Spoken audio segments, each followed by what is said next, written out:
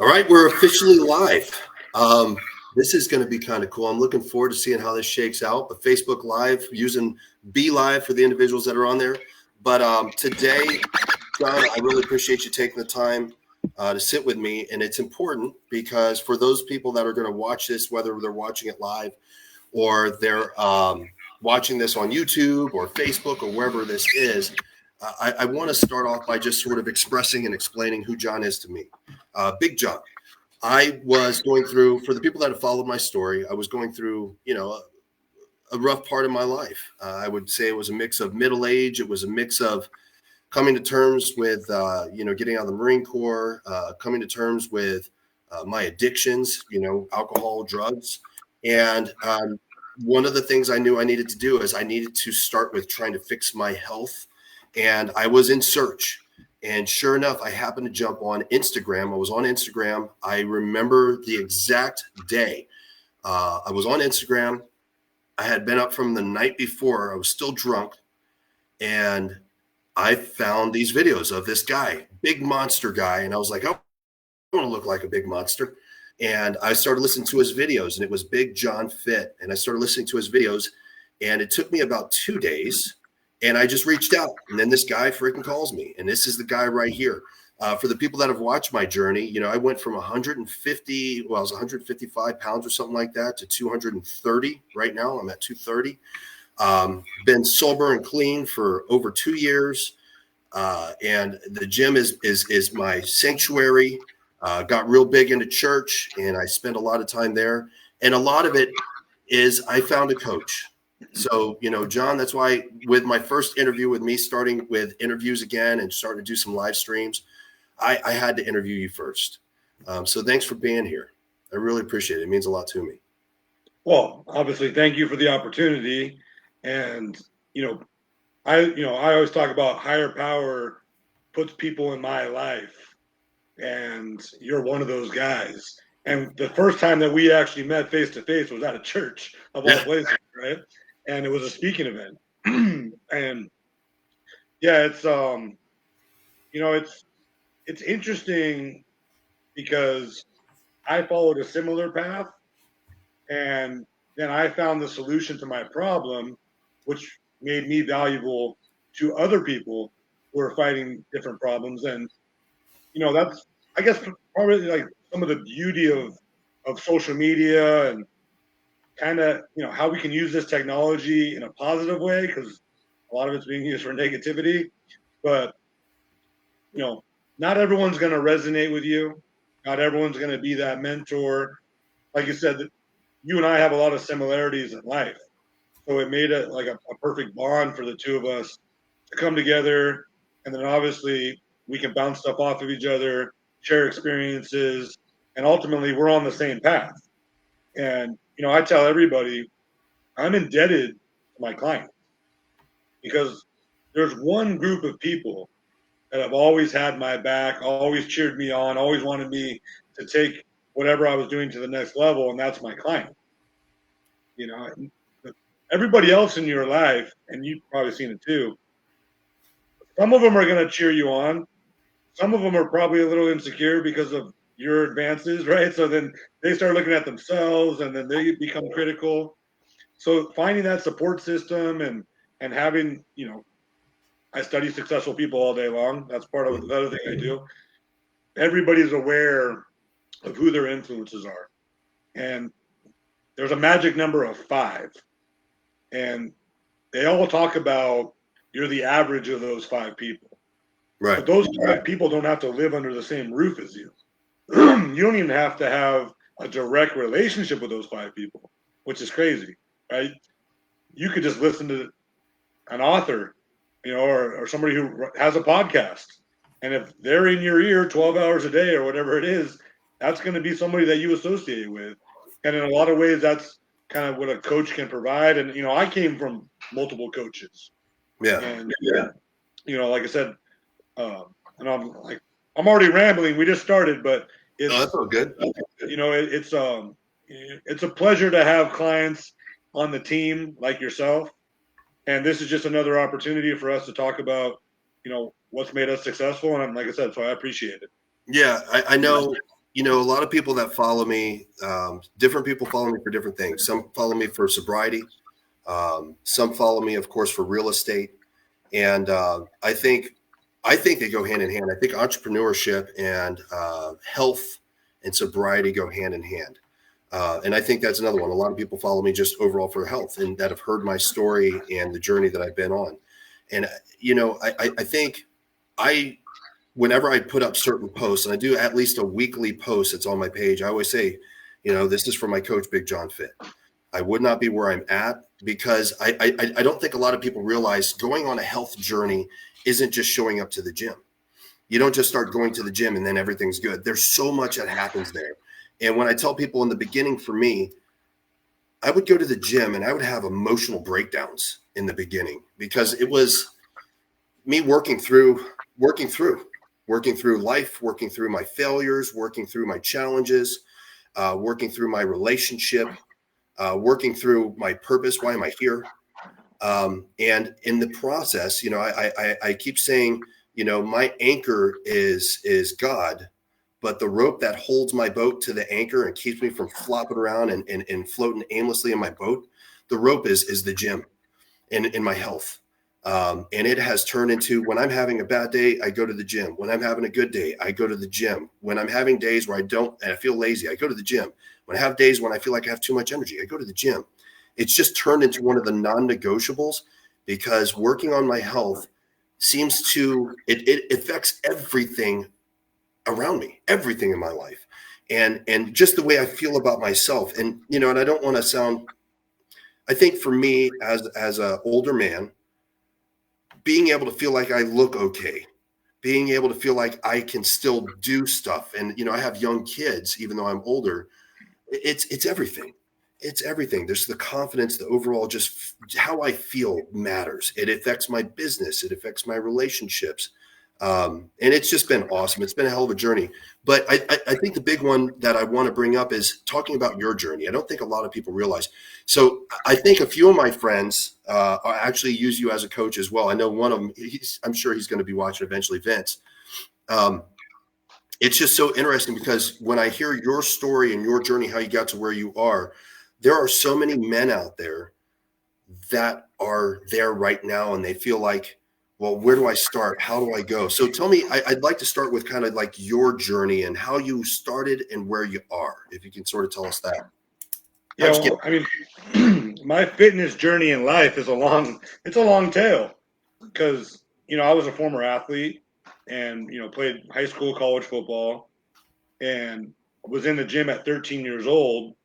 And the longest period of time I've ever been away from the gym was maybe 2 months, 3 months tops in the last 30 years. Right. So actually one of my first jobs was working the front desk at a gym. And my second, so I've always been in that fitness space and I've always given people, advice about working out. And I was one of those guys that, this is something that was given to me. This skill set was given to me. And I was benching 300 pounds as a freshman in high school. Wow. And I was a heavy kid. I was a chubby kid. I got made fun of. And so the second I got the opportunity to get into the weight room and then puberty kicked in, it was a wrap. That was where I felt very comfortable. And it's obviously like as time goes on, you go through phases in life, right? So football stops. Now we're in a different phase, right? Drugs and alcohol started to kick in. And even the last couple years of my college football career, I would make jokes because I was a linebacker that I was like Lawrence Taylor. And I was coming to games after partying all night, and we were getting ready to party the night of the game. And it wasn't just alcohol, I was on a mission, and that mission led into a DUI. And I was 24 years old at that time. And then I told myself, I'm going to stop. I'm not doing this anymore. Right. I got to stop drinking. Went into the gym. That lasted for about 7 weeks. And then I was off and running again and drank all the way until I totaled my truck into a tree less than 2 years later on my second DUI. And both times I was 3 times the legal limit. But the second one came with a lot more punishment, right? So I did house arrest. I lost my license. I was taking the bus, basically reduced to nothing.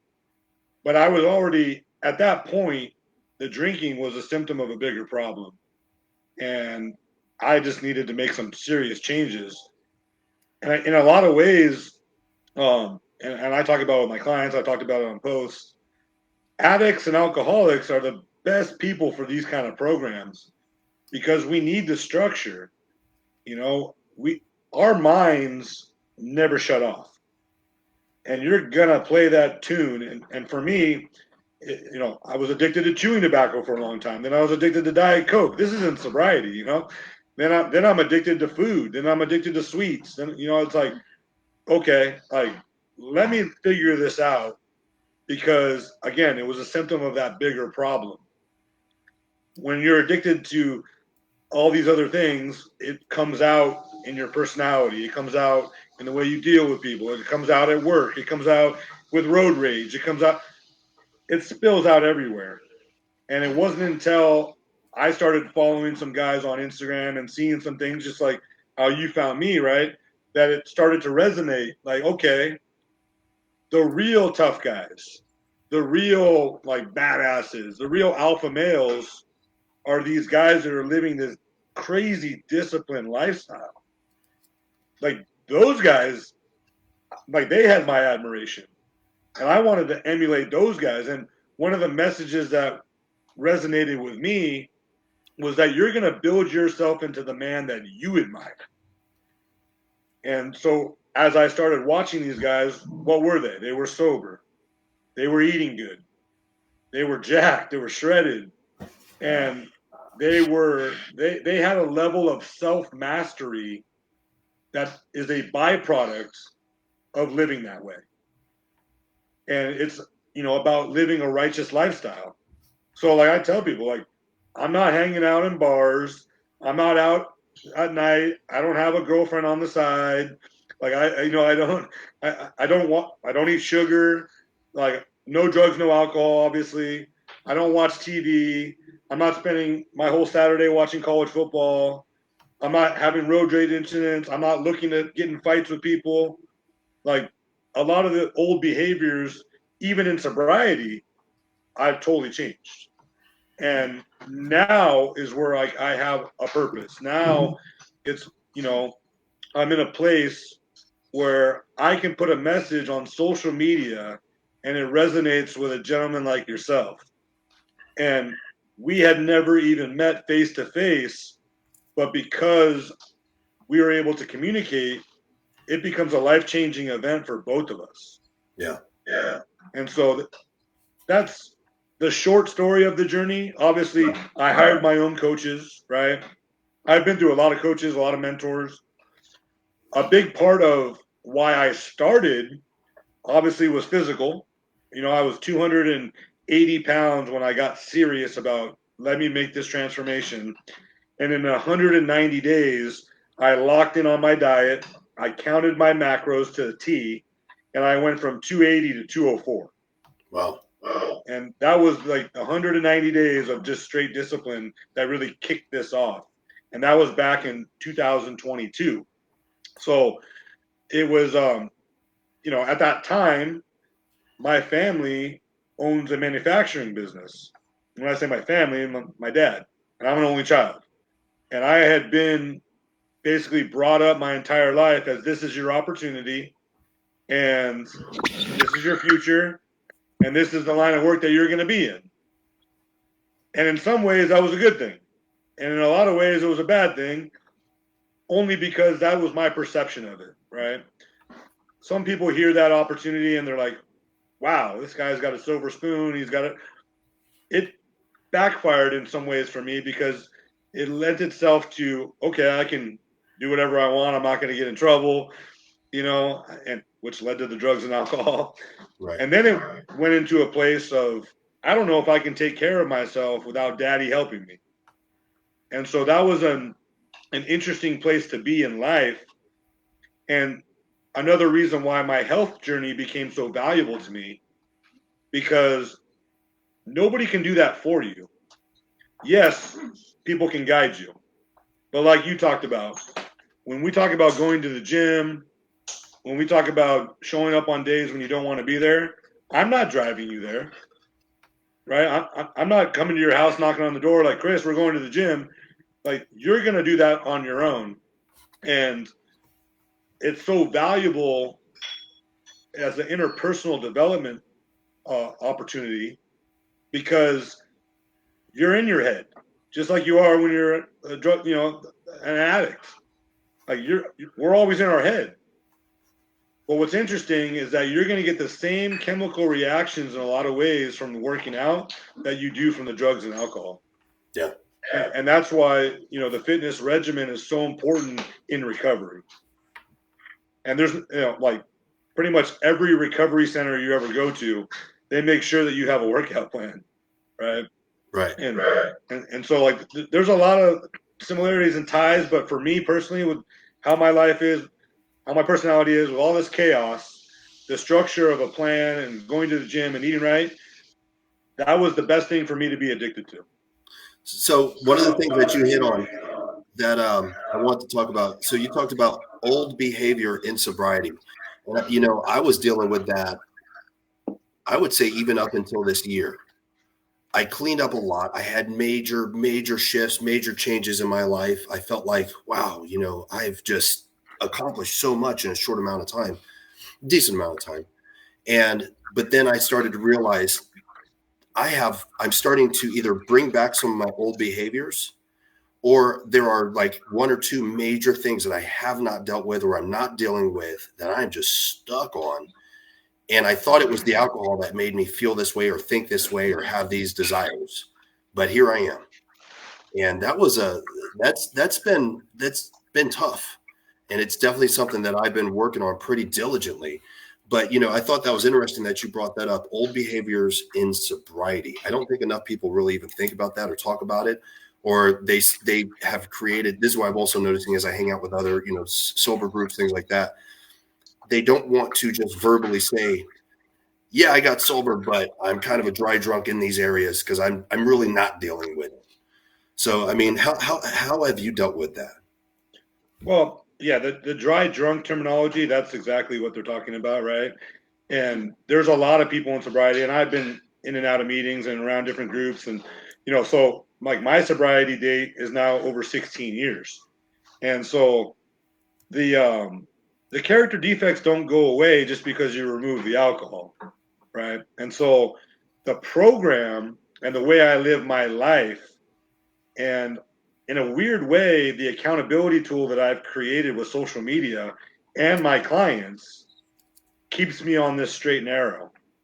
And so it started by living life hard. And I tell people, the harder you live your life, the easier life will be.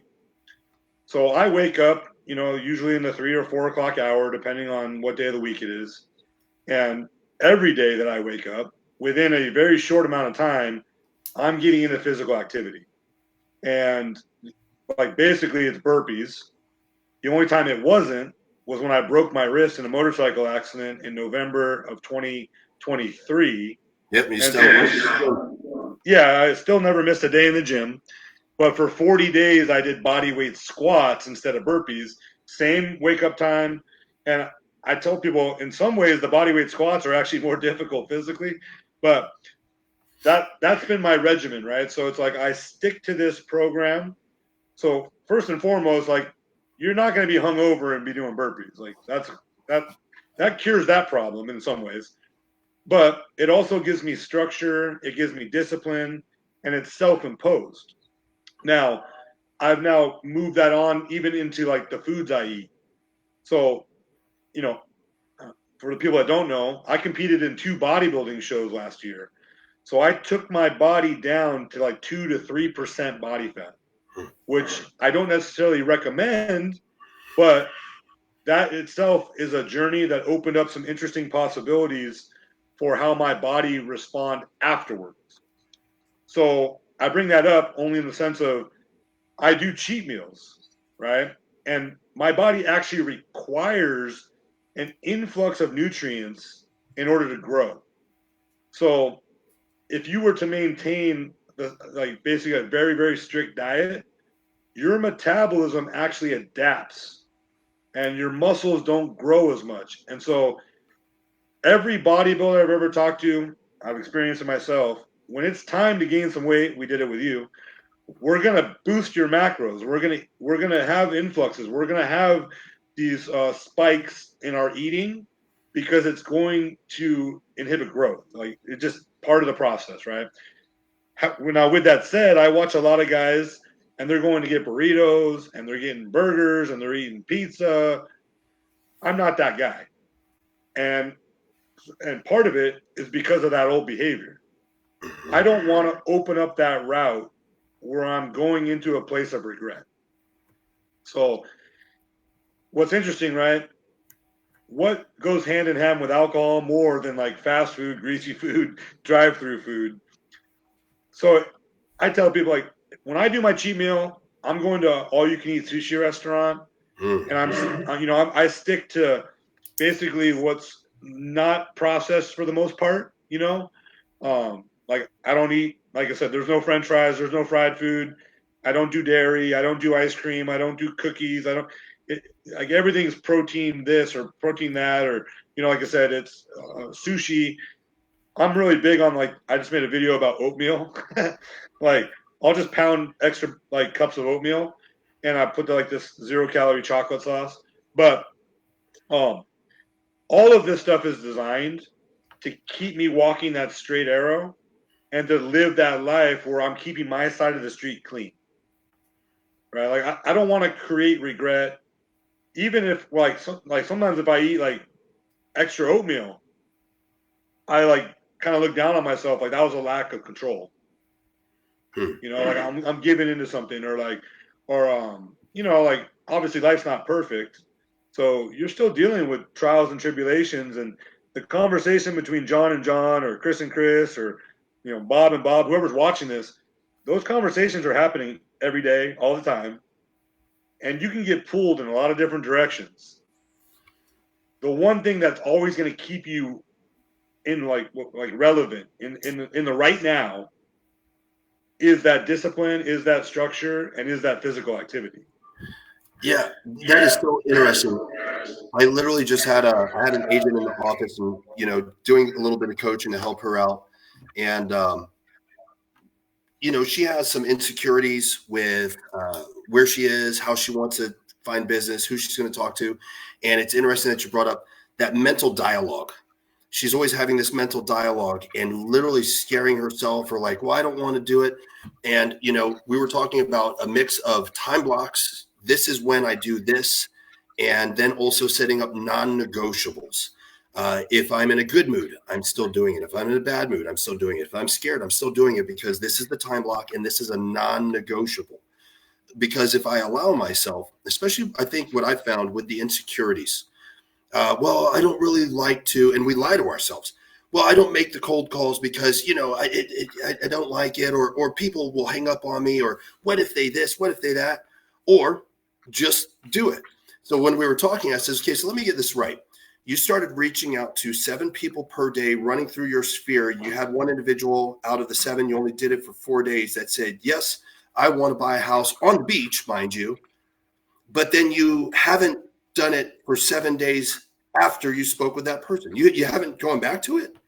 Well, yeah, I just felt like people were this. Hold on a second. Okay, let me start over. You only went a few days. Oh, did I lose them? There you are. So you only went a few days. Yeah.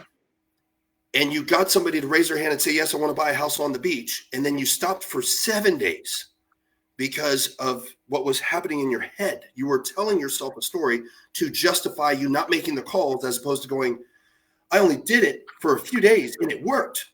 Maybe I should double down, even if I don't like it, even if it creates anxiety, but so changing the mindset of it and changing the dialogue.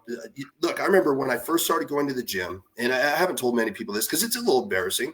When I first started going, I was so embarrassed on where I was and who I was as a human being that I would drive to the gym. I would sit outside. I'd sit there for 15 minutes and then I would leave. I did that for 2 or 3 days straight and I wouldn't go inside. Then I'd change it. I'm like, At least I showed up. I was in the parking lot, but I showed up. Then I talked myself into going in. I went all the way to the back of the gym and slinked into the back and walked on a treadmill for 15 minutes. I did that for 2 weeks. And then I just kind of kept going. Now I just walk in, but I had to change the mindset of it. And it's wild that it upsets me sometimes that this right here wants to screw us over. It's always trying to trick us. It's always trying to find the easy way out. And I love that you wrote. So I wrote it down. Life is easier when you, the harder you live it. And I thought that was cool. Look, I'm just going to, and I stack my day this way. I start my day with all the crap I don't want to do. All of the stuff I don't want to do, but I know that is going to give me a return on my effort. That's going to, whether it be money or whether it be energy, whatever it's going to be, I just front load it. I get it out of the way because I know my afternoons, I typically have less energy. That's why I go to the gym. I typically go to the gym at noon because my energy dives. I go to the gym, it lifts me back up, and then I ride out the rest of the day. But I really like that you said that. It's like, look, just do the hard thing. Do the hard thing. Whether you want to, your brain's going to try to talk you out of it. It's going to try to make you lazy. It's going to try to make you quit. Oh, well, do it anyways. And I just thought that was extremely insightful. Yeah. Yeah. Well, one of the benefits of eliminating all of my external entertainment sources is that I get everything now from books on tape. And I've listened to a lot of good stuff. I'm a big fan of Audible, right? Mm-hmm. I've gone through more books in the last 2 years than I can't even recount. I never read books ever. Like, I'm not that guy, right? And I got into these books and they're so insightful. So like one of the, kind of touched upon one of them, guy's name's James Nguyen, and he wrote a book, and the premise of the book is what they call FOPO. Like, everybody's familiar with FOMO, right? Fear of missing out. Right. Well, he coined this acronym FOPO, and it's fear of people's opinion. And that's exactly why you're going to the back of the gym and why so many people don't like to start, because they think that everybody else is in there evaluating them. And guys like me are the ones that intimidate them. And I try to tell everybody, if you only knew how much I'm focusing on my own self and looking at, like, it's to the point where I'm like flexing in the mirror. I got my shirt on. My behavior in the gym now is, I used to talk crap about guys like me. Like, that's why I think it's so funny, because I'm in such a different place. But the reason why I would talk crap about guys like how I am now is because I was just insecure, because I wish I had that confidence, and not that I'm, I'm not advocating you sit there and flex in the mirror and all these things, but, I'm engaged in that sport now. And so my training is completely different. And the other reason why I bring that up, right? Like, the guys like me are the ones that intimidate everybody. Big, muscular, look like I've been there every single day, and I have. But, oh, I don't want to work out with that guy because I don't feel comfortable. I don't look like I don't want to look like I don't know what I'm doing. Trust me, guys like me are more than happy to help you, right? Like, absolutely. Like, we love it's like being in an AA meeting. Like, we love the newcomers, and if obviously someone that's putting this amount of time and effort and years into this has a lot of value that they can share with you. And you'd be surprised. Like, a lot of people tell me I'm very unapproachable, but then, like, as people are finding out right now, once I start talking, I can't shut up. So, it's one of those things. but FOPO, if you've never heard that, that's a big one for people. Yeah, I wrote that down, and I find that interesting because I know since I've really, consistently going to the gym, and I go to 2 different gyms depending on what I'm working out. Because one gym across the street from my office right here, that's where I'm the smallest guy there, and I'm a pretty big guy now, right? Mm-hmm. So it's a different type of a gym, and then I go to a different one down the street. But what I found is the individuals that are there, if you just walk up and say, hey, I see your back looks good, or this, that, and the other, man, how are you doing X? And they're just always really open to help you out. And I went with a buddy of mine. He actually isn't here right now, but one of the guys that works with me that's new on the team, we went and worked out the other day, and there's this one young guy that walks up to me and he sticks his hand. I says, man, it's so good to see you. When he left, I told Elijah, I says, Elijah, what you don't know, when I first met that young man, He was morbidly obese. Morbidly obese. His only dream that he had was he wanted to become a firefighter. And when he first started going to the gym, you could see it, this fear. And I just said hi. And then we started talking, and he'd ask me for tips here. He'd ask me for tips there. And he's a young guy, and he just turned into this animal beast. He's just committed, and he's there, and he's getting ready to go to the academy.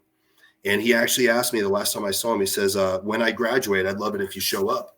I was like, dude, I'm there. It's a no-brainer. But what it was the people in the gym that started getting around him because he had the courage just to walk up and start asking questions. Now he's getting ready to go to the academy. Now, what I thought was really amazing is when I saw him, I think it wasn't yesterday, it was like 2 days ago. His sister, who is now, she is morbidly obese. She has watched her brother make this major transformation. She was at the gym with him, and now he's showing her how she can change her life. And it's just such a cool thing. And it's just neat how fitness can bring people together. So I'm glad that you brought that up. I do deeply believe most of us are always so freaking concerned about what other people think. And it allows what we think other people might think drives how we move and progress in life. And it's horrible. It sucks. Yeah. Well, I mean, we live in that world now where everything is being judged by a social media page. And, that's why I say I try to bring a positive spin to it, try to be as honest as possible, because there's a lot of people on there that are portraying themselves as something that they're not, right? Or using the space in a way that's deceitful so that they can, fill their own pockets or whatever the objective is, Yeah. Yeah. I had one entrepreneurial suggestion based off of the cold calling, right? This is another thing that I picked up from a book, of all things. So, as entrepreneurs, we all have a skill set, right? And some of us are good at leadership. Some of us are good at organization. Some of us are good at being HR people. Maybe some of us are just good at sweeping the floor, whatever it is. So, what I learned, because cold calling is one of those things that most of us don't like to do. Don't want to do it. Right. But it has to get done. So, an alternative for somebody that doesn't like to cold call is you just hire somebody else to do it for you. Yeah, right. And so that way you can focus on the things that make entrepreneurial endeavors enjoyable for yourself. Right. Highest and best use. Yeah. I mean, I don't get paid by it, but you can go to Upwork. You can go to Upwork.com and get some pretty amazing help for pennies on the dollar. And I do that for one of my businesses, because I don't have the time to cold call and set up appointments throughout the day because I have other, I'm doing multiple businesses, right? So it's what I would say is that there's opportunities all around us. And as long as you're focused on your end goal, you will be much better off as opposed to, because you and I both know, if there's a part of your business that you can't stand, you'll do it, but it's not going to be enjoyable, right? And so, like, even for yourself, there's things that you love to do, and there's things that you don't love to do, and that's why you got guys like Elijah on the team, because they'll pick up some of the slack in some of those areas, right? So, but that was another thing that I learned. So, one of the books that I read early on, it was Think and Grow Rich by Napoleon Hill, and it's got a lot of people talk about it nowadays. Right. The one area that I always take from that book was when he talked about Henry Ford. And I don't know the exact quote, but basically they were talking to Henry Ford and they were asking him about, certain, like, hey, we need to know this about your company. Why don't you have an answer for it? And he goes, I don't need to know the answer. I just need to know the person that has the answer. That's right. Right. And so, like, in a lot of ways, like that's kind of how I've structured my business with stuff. Is like, okay, well, if it's something that I don't like to do or I don't know the answer, I'll just find the person that does. Absolutely. And I want to talk about that too. So, first off, I want to talk about Big John Fit. So, since we're already on here, and I'm always preaching the good word of your business, so that business in specific, can you kind of tell whoever's watching this? And I've said this before, for whoever's watching this, Big John changed my life, and I will forever keep posting. Whenever I post up something, I put on their body by Big John Fit. So, how can people find you if they're looking for a coach or a mentor? And what exactly do you do? Because I could like say what you do, but I want to make sure, what do they get with that? Well, first off, thank you for that endorsement. It's it always puts in perspective why I'm on this path and why I believe this is my purpose. So thank you. So a couple places. I mean, obviously, social media, Instagram is my main focus, which ultimately becomes Facebook. So I'm in the meta space. I'm in LinkedIn, right? I'm on YouTube, but the bulk majority of my time is spent on Instagram. That's where I do a lot of my updating, my daily stories. I don't know the exact day because I ballpark it until I get close enough. But I've worked out over 925 days in a row, and every single day, and that's in the gym, no days off, 7 days a week. Every single day has been documented on my Instagram page. That was the blueprint that was kind of given to me. So we talk about the entrepreneurial space, Big John Fit. Well, now we're talking about personal branding. And so my personal brand, this has been part of it.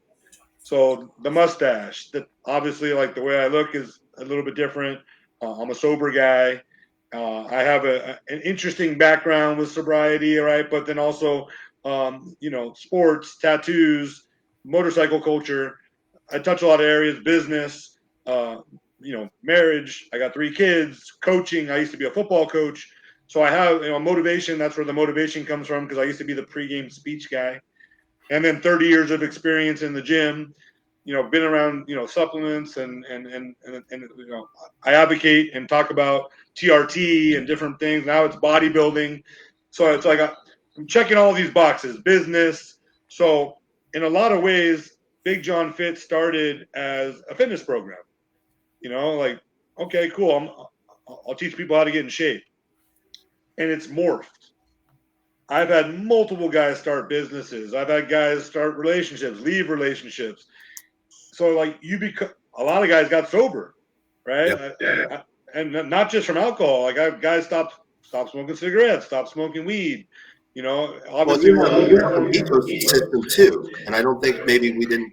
Nobody probably knows that, but there's an ecosystem of people that are part of your program. They all communicate, and I've met a few guys through there that I'm friends with now on social, and we sort of chatted up. So I think that helps too, having other people that are like-minded and kind of on the same path, be able to communicate, and you being the coach for all of them, which is pretty awesome. Yeah, I mean, I'm just fortunate that you guys like to listen to my 2 cents, because my kids won't listen. You already know that, and I got kids. It took, what did it take? It took a little over a year to get my wife on board with the macros, right? And but now she's like a pro, and she like helps out all of her friends, and but so anyway, like I said, I'm in the social media space. I obviously have my website. And a lot of people will see me at like the Fit Expos, because I attend those. And then, one of my other businesses now, and I'm gaining popularity, is the jerky.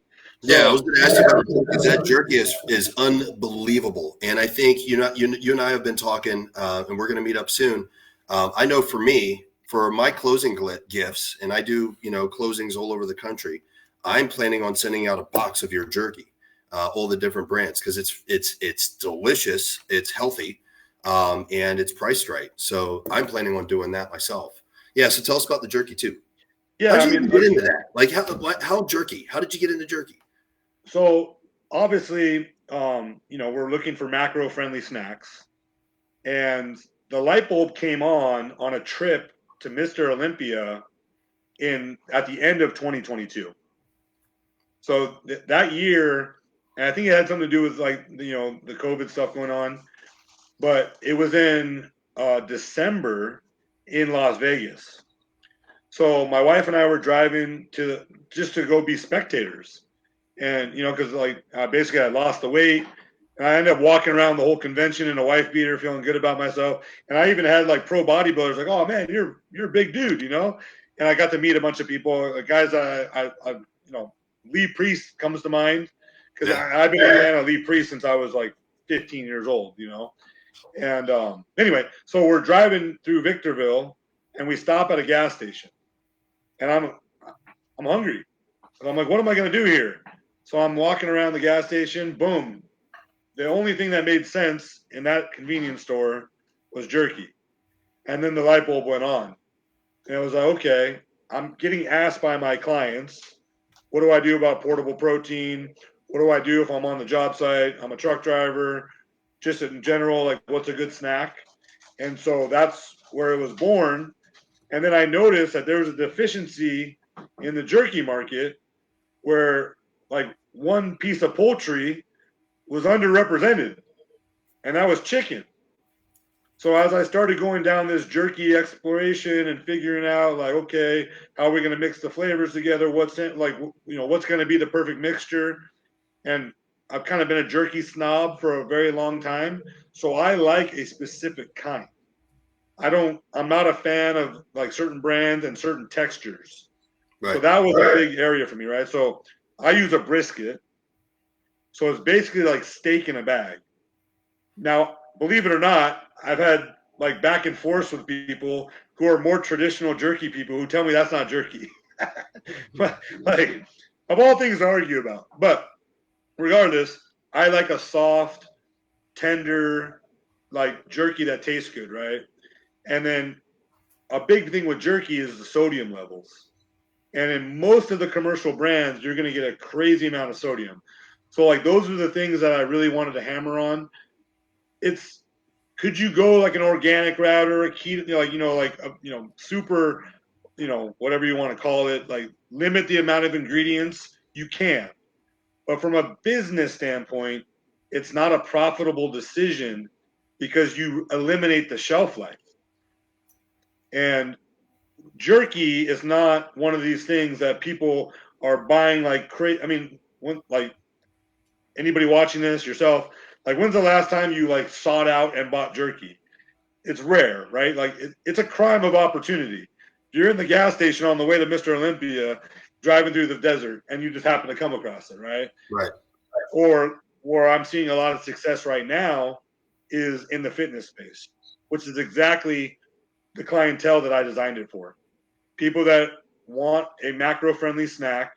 And one of the things that I did, because a lot of people don't pay attention to this, is how much protein am I supposed to eat in one sitting? And like, as you know, like on my program, we have rules about how we eat. So I incorporated that rule into my product. So one bag of 6-ounce jerky is the maximum amount of protein that you should eat in 1 hour. So I brought that part of it into it. And then I call it Big John's Macro Snacks to highlight the power of the macro diet. Because as you know, like once you figure out that numerical system, it is a game changer. And so like then it's like, okay, now what other flavors can we add? And basically right now we have 4 beef and 4 chicken flavors. And that's kind of where we're going to leave it right now. Because again, from a business marketing standpoint, if I give people too many choices, they can't decide. Right. And so it's an interesting space, though, because the consumer packaged goods market is new to me. And so I'm learning a lot about distribution, obviously fulfillment, packaging, marketing. It all goes hand in hand. But at the end of the day, like any business or anything you're doing, it's relationships. Yeah, me personally, I don't hate beef jerky. I'm just not a fan of it. I think it's just because every type of jerky that I've eaten, I just don't like it. I think the big one for me is texture. The texture is what I don't like. And then I've had your jerky, and whenever I've gotten it, it just doesn't stay in the house. It's just freaking delicious. And yeah, I'm planning on like just ordering once we kind of get this thing going, and I'm already doing ordering for all my clients. I'm just going to be making that part of my diet, especially because I spend a lot of time in the office or I'm on the road. And even though I have my workout routine, I have my food routine, and that's a big one. A lot of people don't realize. I had a guy, he's like, "How you get so big?" And it's like, it wasn't overnight. I think some people, they forget, because I put up pictures from 3 years ago, 2 years ago, 1 year ago, and even to where I am right now. It didn't happen overnight, first off. Second off, you don't see what I eat. You don't see how much I eat and when I eat. And you don't see the intensity. When I go into the gym, I am wrecking myself. And then you don't see when I sleep. They don't see all the other stuff, right? They just see that I fill out a shirt. But yeah, I need to just put it in. So I need to start implementing some more in-betweens, but I don't, because my in-betweens, you hit it on the head. It's difficult to walk into a store and pick up something that's going to be friendly to the diet that I'm on. That's an in-between, because everything is garbage. It's all garbage. Oh, well, I'll get like these granola bars. Go on and read the package. Go on and give it a read. There's nothing good in there for you. I just don't think people really understand. And I think that's, if we had more time, that's what I would really want to deep dive into, is just talking about food. Just really, we could spend an hour just talking about food. And so a lot of people, I'm sure, are watching this going, macros, micros. I don't get it. You could spend an hour talking about diet and food and all of the different nuances of it. And okay, what is it in depletion? What is it in surplus? Why would you want to do it? How do you, and then a big one for me is watching how my body reacts to what I'm eating. And then also understanding if my body's looking a certain way right now today, it's not always about what happened yesterday or today. It's what was I sticking in my mouth a month ago? What kind of workout routine did I have a month ago? And it's affecting me now. And then also just simple stuff, water, sodium, trying to get to how much water that I drink now. It's just natural now. I didn't think a human could possibly drink that much water. Now it's just my normal. I have my one drink in the morning that has, because I do have sugar. It's first thing in the morning. And I'll say sugar like sugar proper. It's first thing in the morning. I have a small sugar thing. I will eventually get off of that. But then it's water. I'm having water. And that's a lot of it. I probably do a little over a gallon a day right now. But it doesn't feel like I'm drinking a gallon a day. I'm just drinking water. It's what I do. Understanding that I need to force that into my muscles anyways. It's part of my recovery process, et cetera, et cetera, et cetera. So yeah, I could get lost on that, but that's actually probably, the next time if we jump on, we get into that. But with that said, we're kind of coming to the end here because I got a time block. Speaking of time blocks coming up myself, I wanted to kind of finish this off with something that is important to me. I have two young kids, 2 boys, and as I'm watching them watch me, right? I'm watching them watch me and always trying to figure out and making sure that I'm trying to set the best example as a man for them to emulate, or at least have a starting point. So as they start to mature and become them, whatever they're going to be, they have a baseline of what it means to be a man. And I take that responsibility pretty heavy. It's pretty heavy on me. But I just kind of want to get kind of your insight. Here it is. It's 2025. What could men out there that are watching, because a majority of the people that follow me are men that are 33 to 47 are the people that usually follow me. Give us your insight. What can a man in 2025 do to continue to progress and become a better individual? Well, I always start with the question to everybody: are you the person that you would want your kids to be? Like, do you look the way that you would want them, like at your age? Like that, I start with that, right? And then like I talked about it. I take pride in, like, I don't have a girlfriend on the side. I take pride in, like, I'm not watching, like, I'm not spending all my day on adult websites. Like, I'm not doing drugs in front of my kids. I'm not asking my kids to sneak alcohol into a baseball game. Like, I'm not drinking out of a red cup at Little League practice.